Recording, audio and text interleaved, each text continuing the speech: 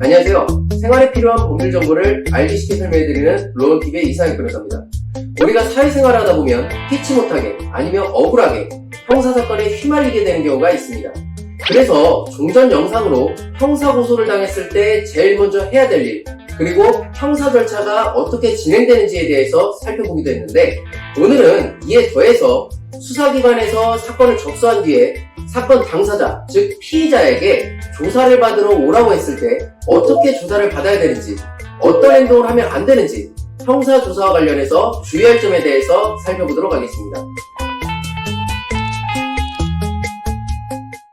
먼저 종전 영상에서 말씀드린 대로 고소 또는 수사기관의 인지로 사건이 접수가 되면 수사기관에서는 수사의 대상이 된 피의자에게 출석을 요구해서 그 진술을 들을 수가 있는데, 이를 피의자 신문조사라고 합니다.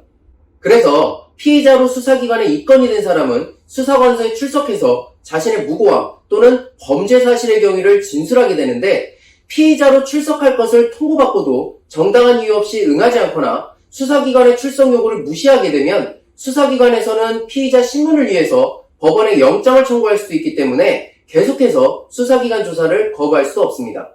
그렇다면 피의자로서는 수사기관에 출석해서 문제가 된 범죄 사실에 대한 경위를 스스로 밝혀야 될 것인데, 수사기관에 출석하게 되면 수사관의 신분증을 통해서 피의자의 본인 여부와 인적사항을 확인한 뒤에 피의자에게 진술거부권과 변호인 조력권을 고지하고 피의자의 가족관계를 비롯한 개인에 관한 민감한 개인정보를 묻는 것을 시작으로 조사를 시작하게 됩니다. 여기까지는 누구나 알 수 있는 내용이고 어떤 사안이든 말씀드린 바와 같이 똑같이 진행이 되는데, 오늘 제가 말씀드리고 싶은 부분은 추후 재판에서도 의미 있는 내용이 될 수 있는 조사를 효과적으로 받는 방법과 함께 조사를 받을 때 절대로 해서는 안 되는 조사 태도인 것인데요.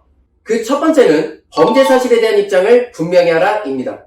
종전 영상에서 알려드린 대로 이미 자신에게 문제가 된 범죄 사실에 대해서는 정보공개 청구를 통해서 이미 확인을 하셨을 것인데요. 그렇다면 조사에 임하기 전에 그 확인한 범죄 사실에 대한 입장을 분명히 하고 일관된 조사를 받아야 합니다. 추후 재판에서도 판결문에 기재되는 내용이기도 한데, 재판부는 피의자의 수사기관에서의 진술이 일관되었느냐를 두고 피의자 진술의 신빙성을 판단하게 되기 때문에 입장이 이랬다 저랬다 한다고 하면 법원에서 내 말을 안 믿어준다는 거죠. 따라서 첫 번째로 수사기관의 조사에서 반드시 잊지 말아야 될 첫 번째는 일관된 입장을 견지하라입니다. 그리고 두 번째는 범죄 사실에 대한 자백을 하는 경우에는 최대한의 양형 자료를, 범죄 사실을 부인하는 경우에는 내 진술에 대한 근거 자료를 미리 준비해 가자입니다. 먼저 범죄 사실을 자백하는 경우에 최상의 결과는 무엇일까요? 바로 검찰에서의 기소유예 처분입니다. 그렇다면 재판에 가기 전에 나의 양형 자료를 수사기관에 현출하는 것이 무엇보다 중요하겠죠? 일반적으로 조사를 받으러 가실 때 귀찮아서 아니면 나중에 재판에 가서 제출할 생각으로 양형에 관한 자료를 미리 준비해 가지 않으시는 경우가 많은데, 그렇게 되면 수사기관에서는 피의자의 딱한 사정을 피의자의 말 외에는 확인할 길이 없습니다. 그렇게 되면 증거기록에는 피의자가 한 범죄 행위만 있을 뿐 피의자의 안타까운 사정은 전혀 없게 되는 거죠. 따라서 범죄 사실을 자백하겠다 마음을 먹은 경우에는 조사를 받으러 가면서 미리 왜 내가 이러한 범죄에 이르게 되었는지, 현재 나의 사정은 어떠한지, 특히 피해자에 대해서 합의가 되었는지 아니면 합의가 진행 중인지를 확인할 수 있는 자료를 준비해서 가야 합니다. 여기에 자필 반성문까지 있으면 더 좋겠죠? 그렇게 되면 증거기록에는 피의자의 범죄 사실과 함께 반성의 자료, 즉 안타까운 사정까지 함께 첨부가 되어서 검찰에서도 이를 근거로 추후 선처의 처분까지도 고려할 수가 있게 되는 거죠. 그리고 반대로 범죄 사실에 대한 무고함을 주장하는 경우라면 무조건 내 진술의 근거가 되는 자료를 챙겨가셔야 합니다.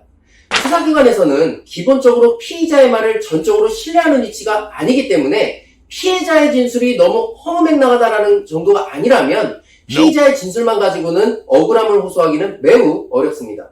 따라서 예를 들어 나는 그 범죄가 일어난 시각에 거기 없다라는 주장이라면 나의 통신 내역 또는 그 시각 다른 곳에서 결제한 카드 내역 등을 나는 피해자로부터 그 일시경에 돈을 받은 사실이 없다고 한다면 계좌 내역 등을 미리 챙겨가셔서 자신의 변소와 함께 같이 증거자료로 수사기관에 제출하시는 것이 2만% 효과적인 방법입니다.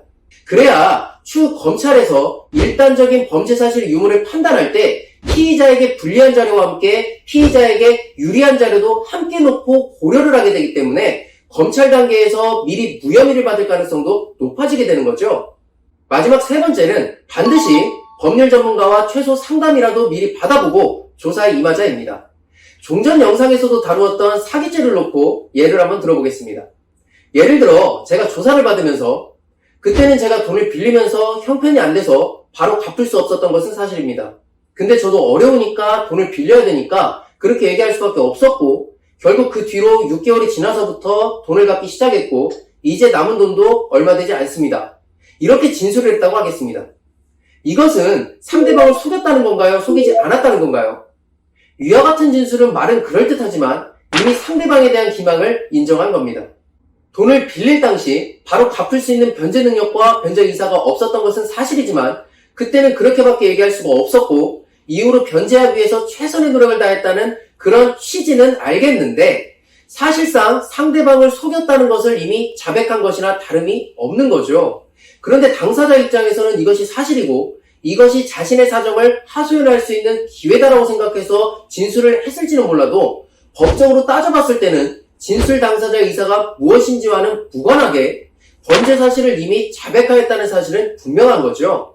따라서 수사기관에서 조사를 위해 소환을 한 경우 흥분을 해서 내가 가서 다 말해버리겠다 이렇게 하지 마시고 먼저 법률 전문가와 상담, 좀 더 나아가서는 동행을 해서라도 법적으로 의미 있는 진술을 조서에 남겨두셔야 되고 추후 재판에서도 의미 있는 진술 증거 자료가 될 수 있도록 미리 신경을 써두셔야 하는 거죠. 오늘은 수사기관에서 조사를 받을 때 어떻게 조사를 받아야 하는지 어떤 행동을 하면 안 되는지와 관련해서 살펴봤습니다. 정리를 해보면 첫 번째, 범죄 사실에 대한 입장이 무엇인지, 즉 자백인지 부인인지 분명히 한다. 둘째, 범죄 사실에 대한 입장과 관련해서 그에 수반하는 근거 자료들은 미리 준비하여 조사에 임한다. 셋째, 수사기관의 조사 전에는 최소 법률 전문가와 상담이라도 미리 한 뒤에 조사에 임한다. 이렇게 정리할 수가 있겠습니다. 오늘 알게 되신 내용을 잘 숙지하셨다가 범죄 사실에 대한 인정일 경우에는 검찰에서의 선제적인 선처 처분으로 범죄 사실에 대한 불인정일 경우에는 자신의 무고함을 효과적으로 변소하여 검찰의 불기소 처분으로 이어질 수 있도록 잘 활용해 보시기 바라겠습니다. 지금까지 론TV의 이상혁 변호사였습니다.